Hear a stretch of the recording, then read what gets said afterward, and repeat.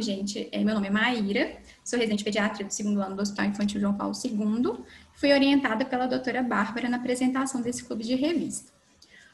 O artigo que a gente vai analisar é o método de apresentação de caso, um ensaio randomizado controlado do preceptor em 1 minuto versus SNAPs em um ambiente controlado. E aí, para introduzir esse tema, eu quis trazer um pouquinho sobre como esse processo da residência médica se delineou historicamente. Fica, assim, muito fácil na nossa cabeça associar o processo de se especializar com a residência médica, mas a gente sabe que nem sempre a residência existiu. No Brasil, ela data da década de 40. As instituições pioneiras nesse processo foram o Hospital das Clínicas, em São Paulo, e o Hospital do Servidor, no Rio. E todos baseados no modelo de residência da Universidade Johns Hopkins. E aí ela só é legalmente instituída no Brasil na década de 70, em 1977, pelo decreto número 80.281. E a residência médica ela é considerada a melhor estratégia de ensino, é o padrão ouro. Por quê? Porque ela consegue oferecer a questão do ensino associada a um cenário de prática, que é o que a gente chama de treinamento em serviço. Além dessa questão de ter o treinamento em serviço, a residência também ela fornece mão de obra para as instituições mantenedoras e também tem um papel importante na questão do desenvolvimento de políticas de saúde pública. E entre todas as funções que nós na residência desempenhamos, a gente acaba desempenhando também a função de docência. Isso acaba ficando, a gente faz de uma forma muito inconsciente, né? A gente não tem um insight dos momentos em que a gente faz isso, mas isso acaba ocupando uma parte muito importante do nosso tempo. As pesquisas, né, americanas, que são os estudiosos que têm estudado mais essas questões de ensino, eles mostram que da nossa carga horária total, a gente acaba passando 1/4 desse período desempenhando funções de docência, funções de ensino. E apesar disso, né, a gente ainda não tem um treinamento formal para desempenhar essa função. Nos Estados Unidos, esses programas de residentes como professores, eles já existem. Então, mais de 50% das residências lá já tem alguma forma de treinamento nesse sentido. E são vários os benefícios que a gente pode elencar que são adquiridos quando a gente desempenha essa função de ensinar. Um desses benefícios é essa questão de aprimorar as habilidades de ensino. A gente acaba desenvolvendo a capacidade de oferecer feedbacks. A gente acaba tendo com isso, desenvolvendo uma autoeficácia, desenvolve um pouco de autonomia e pode até mesmo despertar o interesse, né, na educação como um foco da carreira. Tem pessoas que vão sentir um prazer imenso em ensinar e acabar escolhendo essa questão como um foco na carreira, né, médica. E aí, como competência médica básica, que é esperado de todo residente, a gente tem a questão de relatar detalhes clínicos, tanto de pacientes internados quanto dos pacientes ambulatoriais, aos nossos preceptores. A gente faz isso desde o primeiro momento que a gente pisa na residência. E a gente acaba fazendo isso de uma forma muito intuitiva, da forma como a gente sempre observou os nossos professores da faculdade fazendo, ou como a gente observou os nossos residentes né, de outros anos fazendo, ou mesmo como a gente observa os nossos preceptores passando caso para outras especialidades. Essa competência, né, de saber relatar detalhes clínicos, ela faz parte das EPAs, que são, inclusive, contemplados no programa do estágio de urgência aqui do nosso hospital. Essas EPAs nada mais são do que atividades profissionais confiáveis, é uma sigla para essa expressão, e significa tarefas ou atividades que são esperadas que o profissional seja capaz de desempenhar. Aqui eu trouxe as EPAs, né, do estágio de urgência. Se a gente observar a EPA número 6, essa questão de realizar uma apresentação oral de encontro clínico. Até mesmo para o interno, já é esperado que ele pratique essa atividade sem mesmo ele precisar de uma supervisão. Mas para nós residentes, é esperado que a gente não só faça essa questão da apresentação oral, saiba fazer, mas também que a gente consiga supervisionar outros na prática dessa atividade. E aí, como eu disse anteriormente, a gente acaba fazendo isso de uma forma intuitiva, mas existem formas, metodologias de se apresentar casos clínicos. E essas metodologias, inclusive, são empregadas nesses programas de residentes como professores, que existem nos Estados Unidos. E essas duas metodologias é o que a gente trouxe hoje para a discussão. Uma das técnicas é o One Minute Preceptor, eu vou explicar, né, como ela funciona, e a segunda técnica seria o SNAPS. Então, no que consiste essa técnica do One Minute Preceptor? É uma técnica que foi desenvolvida para ser praticada em ambulatórios cheios. Eles levam muito essa consideração do tempo. E no delineamento dessa técnica, né, de por que surgiu essa técnica, eles pontuam que o momento em que o residente está com o preceptor, ele é um momento muito rico, porque ele não só consegue aprender muitos conhecimentos novos, mas consegue desenvolver raciocínio clínico, aprender a desenvolver, né, os seus próprios raciocínios. É um momento em que o residente consegue ter contato com aquele especialista que ele almeja, né, se tornar, e são encontros que geralmente tem pouco tempo para acontecer. A gente está falando de enfermarias que às vezes são muito cheias e que o tempo para cada discussão de cada paciente vai ser um pouco escasso. E aí, por isso, usar a técnica teria um benefício, porque eu poderia ter um maior aproveitamento daquele tempo. Eles pontuam também que é uma técnica que pode ser aprendida de forma rápida, cerca de 2 horas você é capaz de aprender a técnica. Uma vez aprendida, você consegue replicar ela até para o resto da sua vida, se você desejar, e pode começar a praticar isso imediatamente. Essa técnica, ela usa 5 microhabilidades para ajudar o mentor a guiar essa atividade de ensino. Então, a primeira microhabilidade é essa questão de comprometimento com o caso. O que seria isso? É um momento em que o preceptor, ele vai questionar o residente, o acadêmico ou o interno, sobre a questão do raciocínio dele em relação à possibilidade diagnóstica, a plano de manejo do paciente, ou mesmo a forma de conduzir a investigação.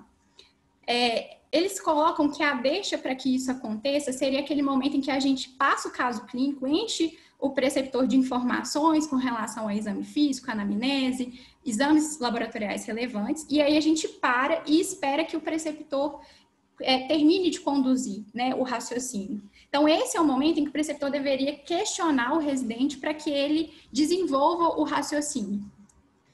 E aí, nesse momento em que ele apresenta as possibilidades ou desenvolve uma questão de plano de manejo, cabe ao preceptor buscar no residente as evidências que apoiaram aquelas escolhas, né? Quais os fatores que corroboraram aquela hipótese que ele propôs, quais fatores que afastam.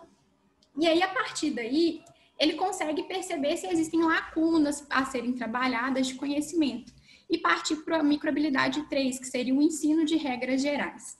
Nem sempre essa microhabilidade vai ser necessária. Existem encontros em que nenhuma dúvida vai ser suscitada. Nesses encontros, essa microhabilidade pode, inclusive, ser ignorada, mas podem ter encontros, inclusive, que vão existir dúvidas do preceptor e do residente. E aí, o foco do ensino aqui pode ser, inclusive, em como pesquisar essas dúvidas que surgiram. O quarto passo seria o feedback positivo, o reforço dos acertos. Os autores pontuam que o ideal seria que fossem questões objetivas, né? Os acertos que ocorreram de forma objetiva, reforçando o que ele fez que trouxe benefício para aquele paciente ou que trouxe benefício para a equipe, de forma que, com esse reforço positivo, ele possa posteriormente repetir essas ações. E o quinto passo que ele coloca, né, é a correção dos erros, coloca em última posição, porque ele destaca que isso não deve ser o objetivo da técnica, e deve ser feita de forma criteriosa e de forma a respeitar aquele residente, né, aquela pessoa, o aprendiz, sendo feita no momento oportuno, no ambiente oportuno e também sem ser feito de forma generalizada, pontuando mesmo os erros que ocorreram para instigar a melhorar nos próximos encontros. É um método, como a gente observar, que quem vai conduzir a discussão vai ser o docente, vai ser o preceptor.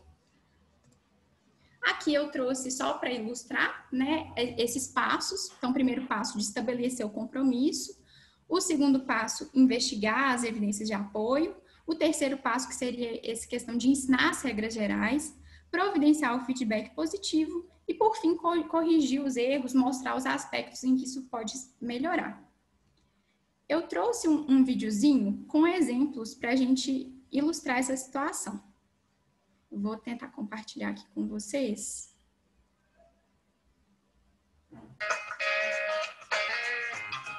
Eu estou escutando, mas não estou vendo, Maíra. Você vai ter que...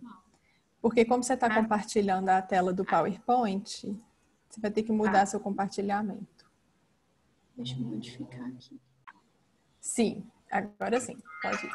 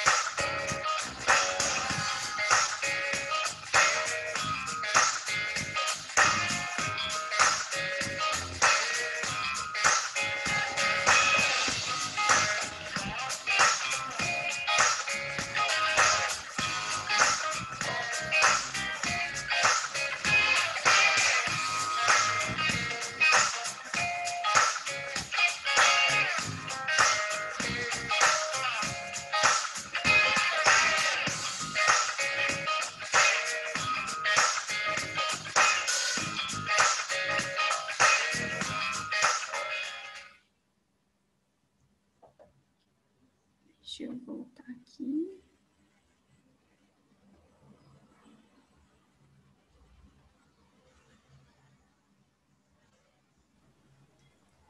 Bom, certinho. Então, dando seguimento, agora a gente vai falar da segunda técnica, que é a técnica SNAPS. É uma técnica que, diferentemente da anterior, ela é mais nova e é uma técnica que ela é centrada no aluno. Ele quem vai conduzir a discussão partindo do acrônimo SNAPS. É uma técnica que também foi desenvolvida para o contexto ambulatorial, mas que pode ser aplicada em diversos contextos. E aí, essa técnica, o objetivo é fazer com que o aprendiz, o residente interno, ele se aproprie da discussão, ele prepare o caso, ele reflita as possibilidades diagnósticas antes de apresentar esse caso clínico, fazendo dessa forma uma discussão mais organizada e atendendo até às próprias necessidades de ensino. Então, os professores aqui, eles passam de um papel central na condução a um papel secundário, porque quem vai conduzir de fato vai ser o próprio residente, o acadêmico, se tornando dessa forma um parceiro na aprendizagem. Quais que são os passos desse acrônimo? Então, o passo inicial é o sumarizar, em que o aprendiz ele deve fazer um resumo da história do exame físico, dos dados laboratoriais de interesse, tudo isso de forma muito objetiva, evitando termos vagos, preferindo termos técnicos nessa apresentação. O segundo passo seria o numerar, em que é proposto que ele estabeleça pelo menos 2 a 3 diagnósticos ou problemas possíveis, sempre também focando naqueles problemas que são mais prováveis e evitando aqueles diagnósticos mais raros. O terceiro passo é analisar, em que ele deve propor evidências sobre cada hipótese. Em que sentido, né? Mostrando de que forma, qual foi o raciocínio dele, quais são os dados, né, do exame, da anamnese, que reforçam aquele diagnóstico, quais se contrapõem àquele diagnóstico.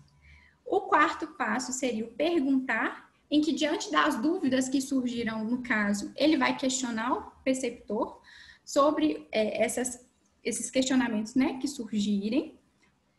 O segundo P é o planejar, em que ele vai estabelecer um plano de diagnóstico, um plano terapêutico, e, por fim, selecionar um tema para estudo. E aqui também um tema mais objetivo, né? Não vai estudar todo o capítulo sobre aquele tema, mas focar naquilo que foi o foco dos questionamentos, das dúvidas.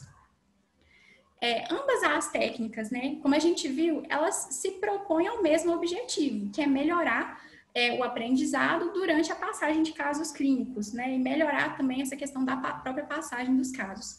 São técnicas que se complementam e podem ser aplicadas em ambientes ambulatoriais de internação. Apesar de terem sido desenvolvidas para ambientes ambulatoriais, com poucas modificações a gente consegue aplicar as duas nos dois ambientes. Agora eu vou fazer as perguntas, tá? Eu vou abrir aqui a tela do slide.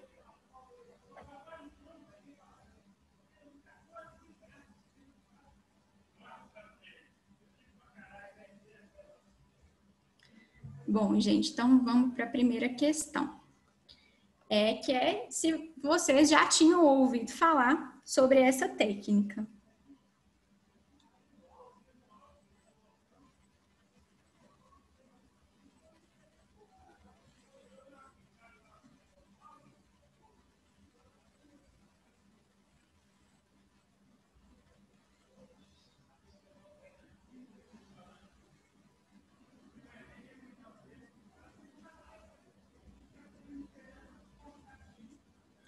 Bom, gente, eu vou interromper aqui, mas dá para a gente observar que a maioria das pessoas desconhecia essa técnica, e eu me coloco nesse grupo. Eu também nunca tinha ouvido falar, eu não sabia que existiam técnicas utilizadas para a passagem dos casos clínicos.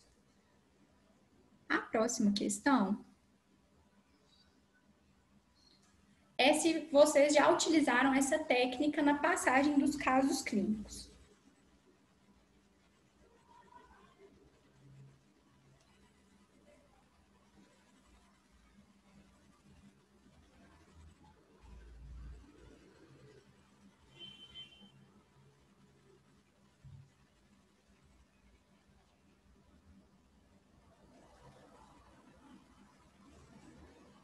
Então, a gente observa também, de novo, que a grande maioria das pessoas nunca utilizaram essa técnica, né?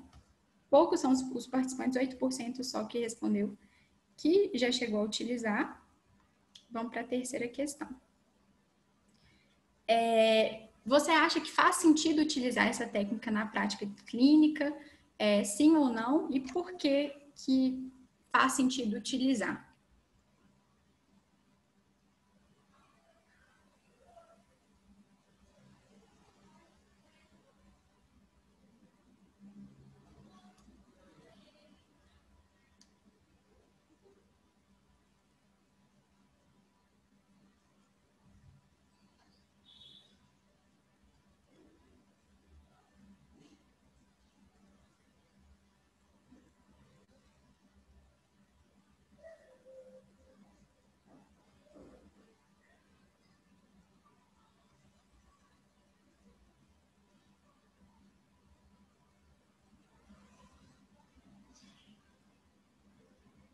Certo, então a gente teve aqui algumas respostas, a maioria das pessoas respondeu que sim, porque sistematiza o raciocínio, porque facilita a aprendizagem, né?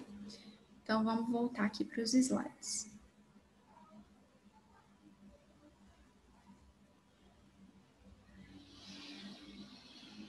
Bom, então a pergunta clínica, né, que a gente fez a partir desse artigo foi: se a técnica SNAPS, quando utilizada na apresentação de casos clínicos, permite maior expressão do raciocínio clínico do que a técnica do amino preceptor.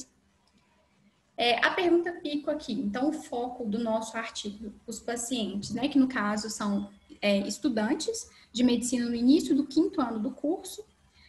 O grupo intervenção vai ser composto pela a aplicação da técnica SNAPS para a apresentação dos casos clínicos. O grupo controle seria aquele grupo utilizando a técnica do amino preceptor para a apresentação de casos clínicos.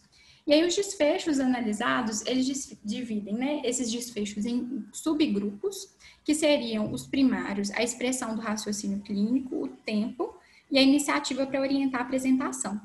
E os resultados secundários avaliados seriam as diferenças entre os grupos relacionadas a dar o diagnóstico correto e fazer o plano de manejo adequado.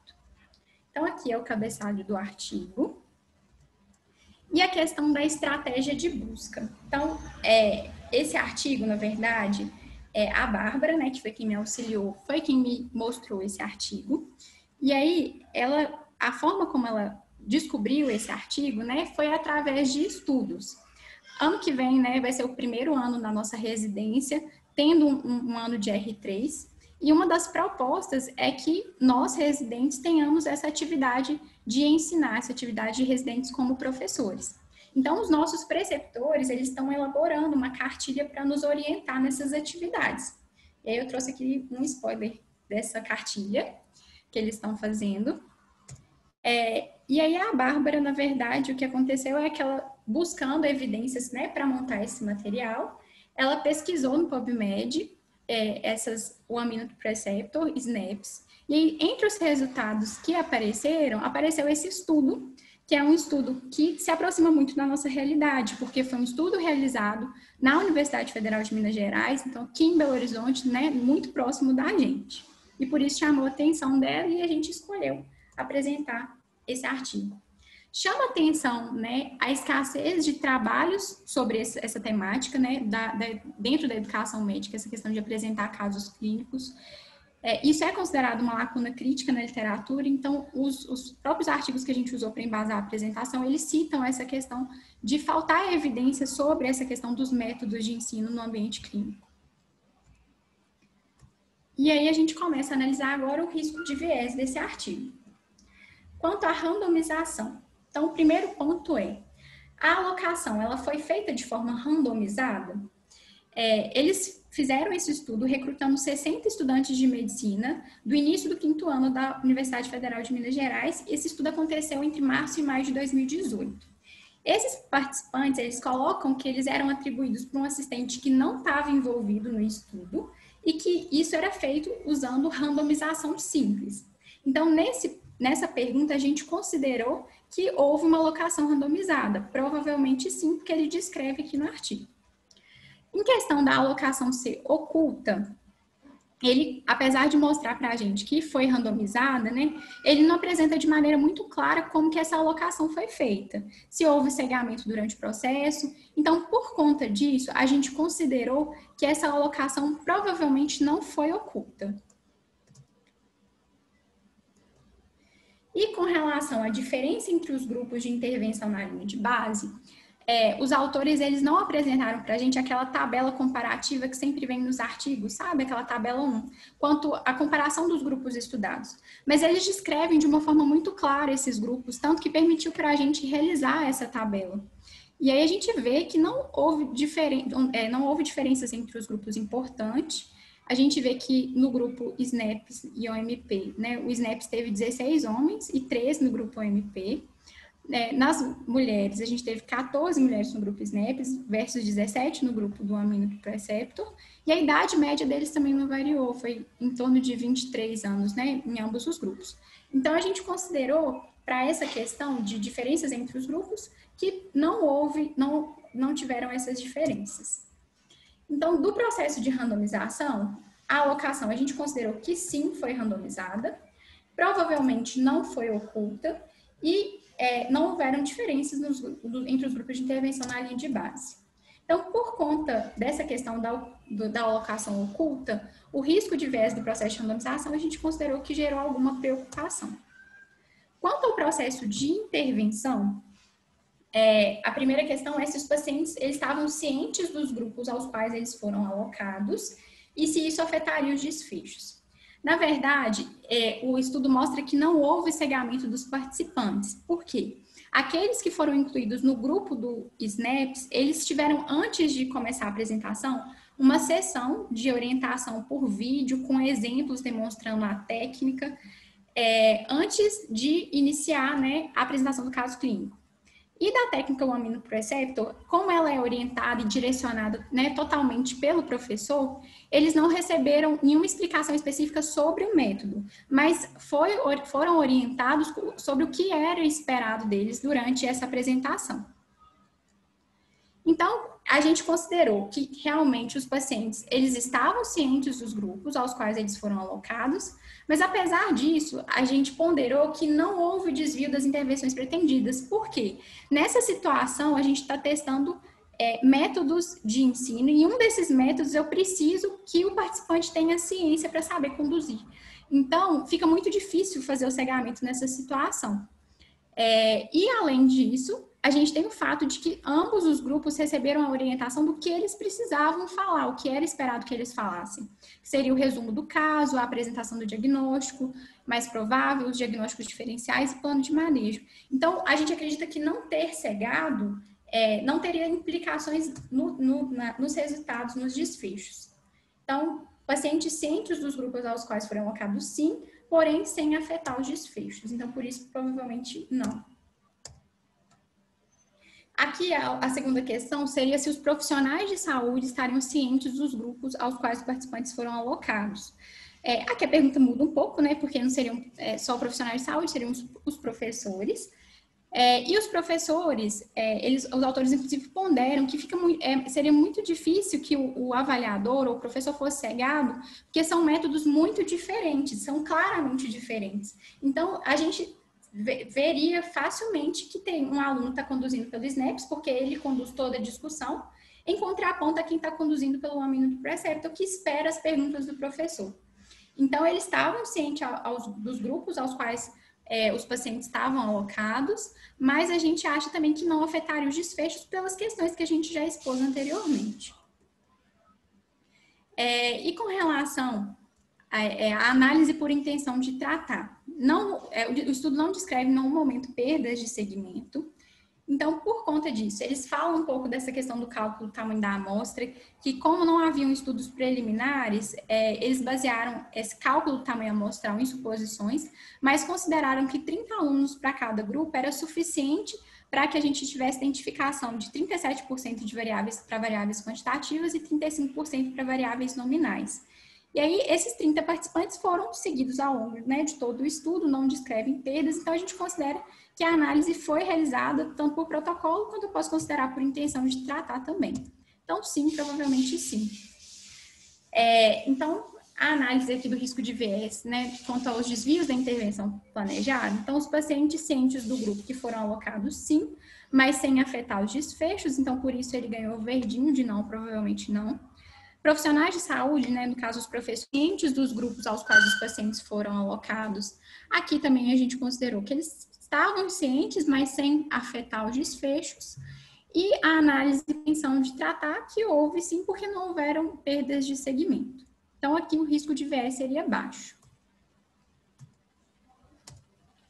E o processo das medidas dos dados. Então, o primeiro ponto que eles, né, a primeira questão é se houve perdas importantes no estudo. Então, não são descritas perdas de segmento, apesar do fluxograma não ter sido apresentado, então a gente considerou que não tiveram essas perdas. Quanto aos pesquisadores estarem cientes dos grupos aos quais os pacientes foram alocados, como que foi feita a análise desses resultados? Então, a apresentação dos casos, ela foi gravada no formato de áudio, e aí 2 pesquisadores de forma independente ouviram essas discussões e tinha uma lista que eles iam verificando, né, o que esses alunos fizeram.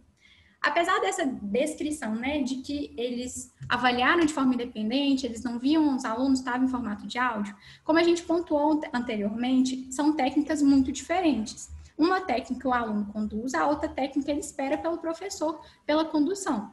Então, fica claro para o pesquisador que está ouvindo essa passagem de caso, saber em qual grupo aquele aluno se encontra. Então, apesar dele saber a qual grupo cada paciente, né, no caso, cada aluno estava alocado, os desfechos que foram analisados foram desfechos muito objetivos. Então, é pouco provável que saber a qual grupo cada aluno participava ou pertencia tenha tido impacto na análise. A gente vai ver, eu vou mostrar para vocês agora, então, os desfechos que foram analisados. Então, eles analisaram o número de justificativas para o diagnóstico mais provável, número de diagnóstico diferencial, número de justificativa para os diagnósticos diferenciais, número de questões e incertezas apresentadas, número de planos de manejo. Então, assim, todas questões muito objetivas, era contar quantos diagnósticos que vieram, né, nessas discussões. Do desfecho tempo, também o tempo foi contado em minutos. Quanto tempo durou a reunião, quanto tempo durou o resumo da duração do caso, da duração do discurso do aluno durante a discussão, após o resumo do caso. Da questão de tomar iniciativa, eles apresentaram números absolutos também. Quantos apresentaram um diagnóstico mais provável, quantos justificaram esse diagnóstico, quantos apresentaram diagnósticos diferenciais, quantos justificaram esse diagnóstico diferencial e quantos iniciaram o plano de manejo de paciente. Para a definição, eles colocam quantos fizeram o diagnóstico correto em cada grupo e quantos fizeram o plano de manejo correto de forma imediata. Então, aqui a gente considerou que, apesar dos pesquisadores estarem cientes dos grupos aos quais os pacientes foram alocados, esse resultado não seria influenciado, né, por esse conhecimento. Então, provavelmente não. Os desvios, além disso, né, os dados dos desfechos foram relatados de forma seletiva, de acordo com o resultado. A gente não encontrou nenhuma evidência de que houve tortura de dados, manipulação de dados, então a gente considerou que nem se aplicava nesse estudo. Então, não, provavelmente não. Então, perdas importantes aqui na medida de dados, né? A gente considerou que não. Pesquisadores cientes dos grupos aos quais os pacientes foram alocados, sim, mas sem que isso afetasse a avaliação dos resultados, então, por isso, não, provavelmente não. E os dados dos desfechos, né, não foram relatados de forma seletiva, a gente não encontrou nenhuma evidência disso, então, também, a gente pontuou que não. Então, no processo de medida de dados, a gente julgou com baixo risco de viés. E aí, a avaliação global do risco de viés, a gente vê que na randomização isso gerou alguma preocupação, na intervenção o risco de viés baixo, e na medida de dados também o risco de viés baixo. Então, globalmente, ele fica com alguma preocupação quanto ao risco de viés. E aí, agora eu trouxe os resultados. A gente vai ver aqui na tabela que os resultados que vão ter significância estatística, né? Que são esses resultados em que o p-valor é inferior ao 5%, mostrando que foi um resultado que não se deveu provavelmente ao acaso. Para a questão de expressar o raciocínio clínico, aquele que teve, né, foi o número de questionamentos e dúvidas presentes. A gente observa que houve uma diferença importante entre os grupos, né, sendo que o SNAPS mostrou mais dúvidas, mais questionamentos, tanto para casos simples quanto para casos complexos. Para casos simples, 1,1 questões de incerteza a mais, e para casos complexos, 0,8 questões de incerteza a mais para o grupo SNAPS. Em relação ao tempo, o desfecho que foi clinicamente, que teve relevância estatística, né, foi essa questão da duração do discurso do aluno depois do resumo do caso. A gente vê que também no grupo SNAPS o aluno vai falar mais, falou por mais tempo, quando avaliada essa variável. Para os casos simples, 0,8 minutos a mais do que no grupo OMP, e para os casos complexos, 0,9 minutos a mais de discussão. Quanto a tomar a iniciativa para apresentar o diagnóstico mais provável, também, novamente, o grupo SNAPS mostra que muitos mais alunos eles tiveram iniciativa nesse grupo. A gente tem 23 alunos a mais, tanto para casos simples quanto para casos complexos, tendo iniciativa para apresentar o diagnóstico mais provável. Também para tomar iniciativa para apresentar diagnósticos diferenciais, o grupo SNAPS, ele teve mais alunos, né? 25 alunos a mais para casos simples tomaram iniciativa para apresentar os diagnósticos diferenciais, e para casos complexos, 12 alunos a mais. E para iniciar o plano de manejo também no grupo SNAPS, mais alunos tomaram a iniciativa, 21 alunos a mais para casos simples e 17 alunos a mais para os casos complexos.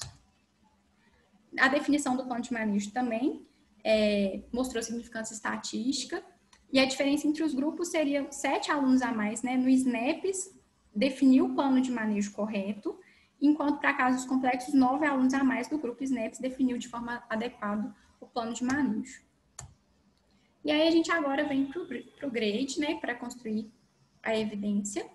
Então, de novo, só relembrando a pergunta clínica, a técnica SNAPS, quando utilizada na apresentação de casos clínicos, permite maior expressão do raciocínio do que a técnica do One-Minute Percepto. A gente definiu como os desfechos importantes, né, para a tomada de decisão, a expressão do raciocínio clínico, né, que está contemplada até na nossa pergunta PICO. A tomada de iniciativa a gente considerou também como um desfecho crítico, e o tempo para apresentação do caso a gente também considerou crítico. A gente partiu, então, de um ensaio clínico, né, O risco de viés, então, a gente considerou para todas as variáveis um risco de viés grave, né? Tendo em vista que o nosso estudo, quando a gente analisou, ele tinha um risco de viés grave. Então, para a expressão do raciocínio clínico, para a tomada de iniciativa e para o tempo para apresentação do caso. A inconsistência aqui não se aplica, né? Que a gente não está analisando vários artigos, foi um artigo isolado. Para a evidência indireta, a gente também considerou grave. Por quê? Tanto porque esse estudo foi realizado, né, não com residentes, né, que seria o nosso foco aqui, mas com acadêmicos, né, de medicina. E um segundo fator que fez a gente considerar a evidência indireta grave, o fato eles não fizeram esse estudo com casos clínicos reais. Esses acadêmicos, eles não iam na beira do leito fazer anamnese, exame físico e colher dados de laboratório. Na verdade, eles recebiam uma papeleta constando esse caso clínico. Então, por isso, a gente considerou para a evidência direta, para todos os desfechos, grave. E a imprecisão, a gente considerou para esse artigo como não grave, para todos os desfechos analisados.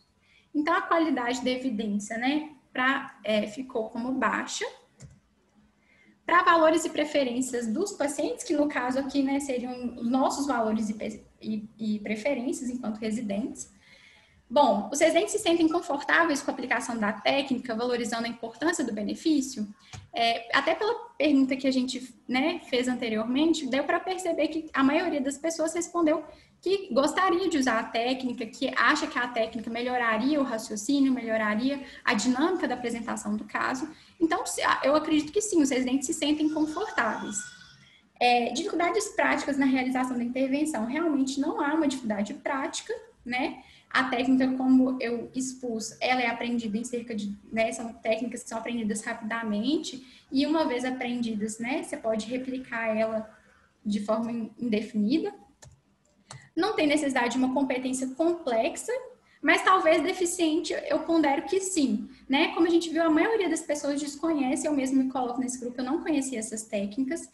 Então, é uma competência deficiente, sim, mas que pode ser rapidamente aprendida e que a gente pode começar a replicar. Então, competência complexa também, né, não seria um problema. Procedimentos e estrutura de alta complexidade, o que a gente precisa aqui é um lugarzinho para a gente sentar, o preceptor e o residente, então nenhuma estrutura de alta complexidade, só recursos humanos mesmo. E é uma técnica que não tem custo nenhum, né? Só a questão da discussão mesmo. Então, a direção da recomendação. A gente considerou a recomendação favorável e fraca. Só que essa favorável com ponderações. Por quê? Ela é favorável nesse contexto que ela foi apresentada, né, de acadêmicos e tudo. Mas quando a gente tem que ponderar em qual situação a técnica vai ser aplicada. Porque, por exemplo, se a gente está diante de um público que não conhece, né, de um residente, um acadêmico que não conhece a técnica SNAPS, às vezes vale mais a pena aplicar a técnica do homínio do preceptor, porque o preceptor vai guiar a discussão. Em outro momento, se a gente já conhece a técnica e vai querer passar um caso, às vezes é mais interessante, né, pelo que a gente viu, passar pelo SNAPS. Então, tudo isso vai depender da situação diante da qual a gente está. De mensagens finais, né, eu deixei aqui que as duas técnicas apresentadas, né, elas são faces da mesma moeda. Ambas contribuem para os mesmos objetivos, que seria aprimorar as falhas, reforçar as atitudes positivas, desenvolver novos conhecimentos. Então, elas devem ser encorajadas no nosso ambiente de discussão, né, dentro do Hospital Infantil João Paulo II e até mesmo em ambientes fora do hospital, né, para a gente perpetuar essas técnicas. Eu queria destacar também que a gente acaba usando a medicina baseada em evidências muito para as questões clínicas, para ajudar o paciente. Mas, assim, me gerou a questão, por que não utilizar esses conhecimentos para nos ajudar, né? Para ajudar o nosso ensino, para nós termos mais qualidade de ensino. Então, eu acho que é muito válido a gente começar a discutir essas técnicas, a aprender essas técnicas, para que a gente possa desfrutar de um aprendizado cada vez melhor. Deixei essa frase do Paulo Freire, né, mestre: quem ensina, aprende ao ensinar, e quem aprende, ensina ao aprender. E é isso, gente. As referências. Nossa, Maíra, Eu fiquei muito orgulhosa de você, parabéns, viu? Eu sou suspeita para falar, né? Mas assim, foi muito boa a sua aula, realmente. Tenho muito que te parabenizar. Que bom que você topou da gente fazer esse tema, né? Eu estava um pouquinho preocupada no começo, porque primeiro a gente estava procurando várias dúvidas clínicas para tentar aplicar o conhecimento, né? Pensando em Covid, Uhum. alguma coisa assim. Eu estava com medo de apresentar esse artigo dele ser muito simples e da gente não conseguir discutir e aprofundar no PSBE, nas técnicas do PSBE.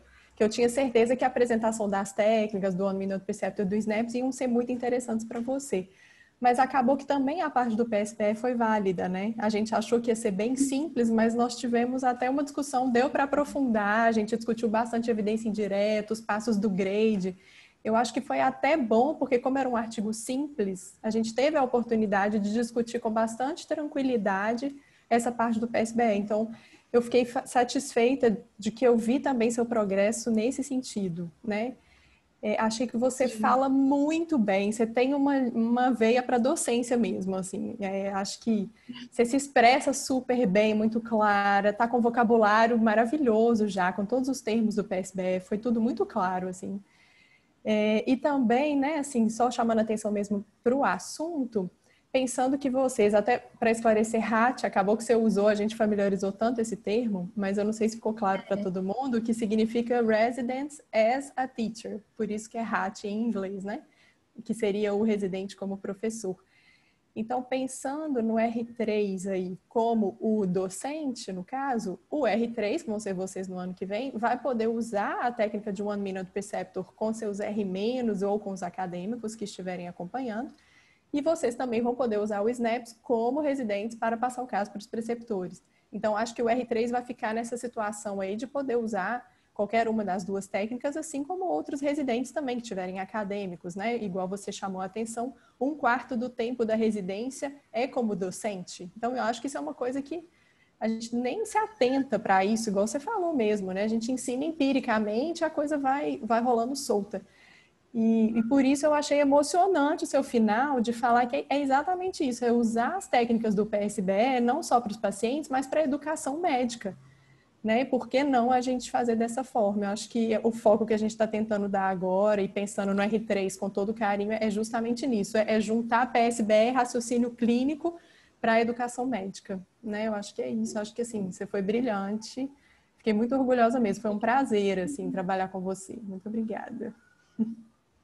Eu que agradeço, Bárbara. Nossa, eu estava assim apreensiva com o tema primeiro, né? Que assim é um tema que eu não estava esperando Uhum, e a maioria das pessoas, familiarizada, né, né? não Uhum. conhece. A gente não discute educação médica. Isso não é uma questão, né? A gente acaba usando a maior parte do tempo para discutir questões clínicas, mas acaba que é muito importante, né? O como fazer, como aprender e fazer de uma forma melhor. Então, eu acho que foi muito relevante esse tema que você trouxe e preparar a gente mesmo para a gente desfrutar ao máximo desse R3, né?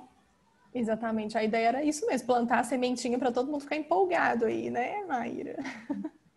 Ó, a Thalita já tá aparecendo ali, vamos ouvir ela. Ai, eu já fico tão empolgada, porque estou participando ativamente aí desse processo, né, de preparar essa cartilha para vocês, do RET, né? E a gente tá... Exatamente, que foi, né, Gabriel e Thalita aí que, na verdade, lançaram a ideia da cartilha. Então, temos que dar os créditos.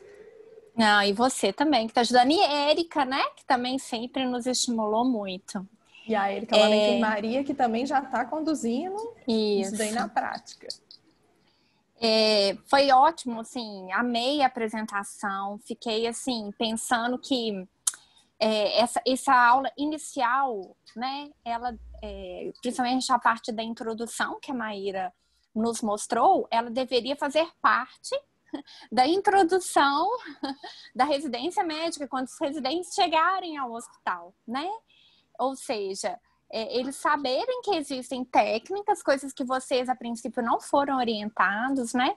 Quem passa lá comigo, principalmente esse ano, né? Que a gente tem aprimorado a cada ano, mas os R1s que estão passando comigo lá no PA esse ano, eu já tenho apresentado algumas técnicas de passagem de caso, né? A gente já naturalmente usa o One Minute Preceptor, mas eu fiquei refletindo aqui muito que, assim, né, assim, compreensão que me veio aqui agora. Quem sabe, né, a gente estimula. Primeiro, tem que estimular uma forma de passagem de caso, né, gente? Eu acho que isso aí, a gente tem falado de raciocínio clínico muito, a Bárbara já deu uma aula. Nosso grande objetivo é que vocês desenvolvam isso, né? Então, a fazer uma boa apresentação oral do caso é fato. A gente precisa de estimular isso. E com técnicas, recursos que já existem. A gente não precisa de criar nada novo, né? A gente tem que lançar a mão do que existe e que a gente pode utilizar. Talvez para o R1, o One Minute Preceptor seja a melhor forma, porque ele esteja aprendendo ainda, né? E eu gostei dessa colocação da Bárbara. No R3, talvez seja a hora de vocês começarem a fazer os snaps, né? No R2 e no R3. Então, talvez a gente tenha até a oportunidade de utilizar as duas técnicas, né? Ao longo da residência. E, inclusive, demonstrando essa maturidade que vocês vão alcançando com o tempo, né? Achei muito interessante o artigo, ainda mais por ter sido feito aqui, né, do ladinho da gente. E fiquei morrendo de vontade, Bárbara, de entrar em contato lá com o Cássio, com o pessoal que escreveu, e pedir para eles o tal dos vídeos que eles utilizaram para ensinar os snaps, né? Talvez que a gente possa começar a mostrar isso aqui, né? Tá tão próximo da gente, a Cláudia, né? Eu tenho a Cristina Alvim. É Cristina Alvim, é isso mesmo. E tem a Emato, que eu adoro tanto ela, esqueci o nome dela agora. Mas realmente, eu até fiquei pensando mesmo de trocar uma ideia com eles nesse sentido, né? De ver a experiência para a gente poder aplicar aqui. Acho que seria interessante mesmo. Quem sabe até nos nossos planos da implementação do R3, convidá-los até para vir fazer uma aula para gente, né? Assim, verdade. Acho que isso fica bacana, né? A gente tem ajudado eles um pouco na medicina baseada em evidência e eles também podem retribuir com isso. Acho que sempre essa parceria é sempre muito bem-vinda, né? Ótima ideia. E eu fiquei pensando muito nisso, porque assim, algumas residentes R2 passaram lá no PA esse ano como uma residente sênior. E foi tudo no meio do Covid, no meio da bagunça. E tadinhas, elas devem ter saído com uma impressão ruim do que seria talvez o R3, né? A gente meio que forçou um residente sênior esse ano antes da hora, né? Com alguns R2, para poder adaptar as escalas. Mas aí eu queria mesmo passar esse recado, viu, gente? Nós estamos estudando muito, nós estamos nos empenhando muito para que o R3 vocês possam desfrutar desse conhecimento, né? Para que realmente vocês se aprimorem nessas técnicas, que vocês possam sair com isso para poder abrilhantar não só o nosso serviço, mas aonde quer que vocês vão, né? Que aí vocês podem continuar levando esses conhecimentos que vocês têm aprendido, né? Mas, mais uma vez, parabenizar tanto a Maíra quanto a Bárbara por ter trazido esse tema. Gostaria que mais preceptores estivessem aqui, porque eu sinto que eles precisam, muitos não têm conhecimento também dessas técnicas, né? Mas, como eu sempre brinco, o residente é quem cutuca. Então, agora, vocês já sabem que essas técnicas existem. Então, vocês podem cutucar o preceptor. Eu queria testar os snaps, queria testar essa ou aquela, né? Porque a gente pode também buscar esse conhecimento construindo juntos, né? Porque é uma construção mesmo. Mas parabéns, viu? Adorei.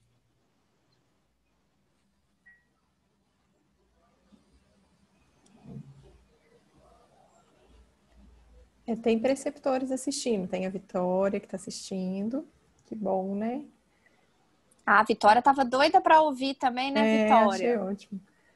Eu vi que o Gabriel estava aqui, eu acho que a Erika também estava, que são assim, né, que estão atuantes nisso aí. Eu vi, mas acho que eles saíram, também né? quiser fazer alguma pergunta, né?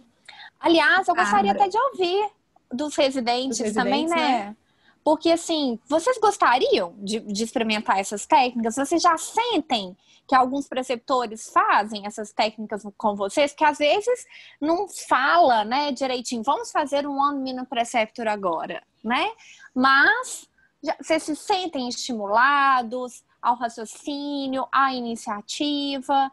Vocês gostariam de ter mais? Acho que seria bacana a gente ouvir também, né? Thalita? Oi. Oi. Que é a Leila, sou R1.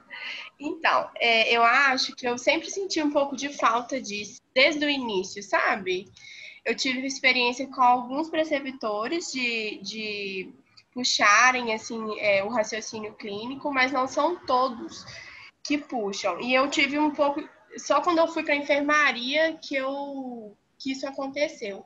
Eu acho que se isso fosse apresentado, tipo, no início da residência mesmo, a gente conseguiria pedir mais, assim, exigir um pouco mais, sabe? Saber que existe. E se a gente já chegar para o preceptor com tudo montado, eu sinto que é um pouco diferente, assim. Se a gente já chega com a técnica do SNAPS feita, assim, de acordo com as orientações, né? Eu acho que a discussão já é diferente. Então, acho que se a gente tivesse uma aula, sei lá, uma orientação em relação a isso, já ia ajudar demais, assim, nas discussões. E eu realmente sinto falta, assim. Eu acho que sinto falta não só dessa orientação, mas do tempo para a gente aprender isso, sabe? Talvez numa aula teórica, um dia que isso fosse abordado, porque muitas vezes isso durante o estágio de enfermaria, durante os estágios, fica muito difícil para o preceptor abordar a teoria mesmo disso, sabe? Ai, Ótimo, ótimo, Leila. Leila. A ideia é essa mesma, sabe? E as coisas estão, igual a gente está falando, nós estamos construindo, né, Bárbara? Então, eu acho que as ideias estão surgindo, tá vendo? De ter aula, de mostrar essa cartilha que nós estamos fazendo, né? E, assim, né, nós lá na urgência já estamos tentando aplicar isso um pouquinho Isso mais. mesmo. A gente Né? pode até Você pensar ainda para a não aula passou. inaugural, né, do ano que vem, né, Thalita, quem sabe? Nossa, acho ótimo. E a Maíra pode ser quem vai dar essa aula pra gente. Pode Já mesmo. estou até prevendo. Ótimo. Ô, Bárbara, eu queria só colocar aqui um agradecimento à equipe de vocês que está se dedicando a fazer isso para a gente, sabe? A gente percebe um empenho muito grande da nossa preceptoria em querer melhorar o nosso ensino. Eu acho isso muito diferenciado no CGP, não é todo lugar que é assim, né? Há alguns lugares que a gente ouve falar é uma preocupação mais em, assim, vivenciar o serviço, em focar naquelas atividades ali, mas ninguém preocupa muito com o ensino. Eu sinto isso muito forte no CGP, sabe? E a gente fica muito grato por isso, por ter a oportunidade de conviver com vocês e ver esse empenho todo que vocês têm em ensinar pra gente. Ai, que ótimo. É um super trabalho em equipe, né? A Érica sempre fala isso, que é um fortalecendo o outro, porque realmente, se fosse uma pessoa sozinha, acho que a gente não teria pernas para fazer isso. Então, quando a gente se junta em equipe, todo mundo estuda, troca ideia, começa a escrever um trabalho, todo mundo dá palpite. Então, eu também só tenho a agradecer a esse grupo e realmente, assim, é a nossa família CGP, né? Sempre a gente está tentando melhorar. E vocês também, né? Eu acho que essa construção, igual a Leila falou, dá um feedback, a gente vai tentando todas as melhorias juntos, né, Thalita? Acho que é por aí. Ah, Maíra, a gente fica feliz demais de ouvir isso, porque realmente é feito tudo com muito amor, né? É um empenho e com muito amor mesmo, que a gente ama não só o hospital, mas como vocês todos. Então, o objetivo é esse, sempre melhorar. E eu acho que os maiores beneficiados somos nós mesmos, né, Bárbara? A gente aprende tanto, é tão bom. É verdade. Então, assim, a gente vai continuar se empenhando e agora quanto mais, o nosso objetivo é que quanto mais queiram, né, se juntar a nós, melhor, inclusive vocês residentes, né, podem ajudar a gente a estudar, podem buscar mais esse conhecimento, porque nós estamos deixando um legado, né, para as próximas gerações que virão também. Muito chique. Então, ótimo. Parabéns mais uma vez, Maíra. Foi muito legal, viu? Brilhou. Podemos encerrar então, gente? Alguém quer fazer mais alguma consideração? Então tá, aí a gente volta às 4 horas com a aula teórica do curso de trauma. Tá bem? Até mais. Tchau, gente. Um abraço a todos. Um abraço, Thalita.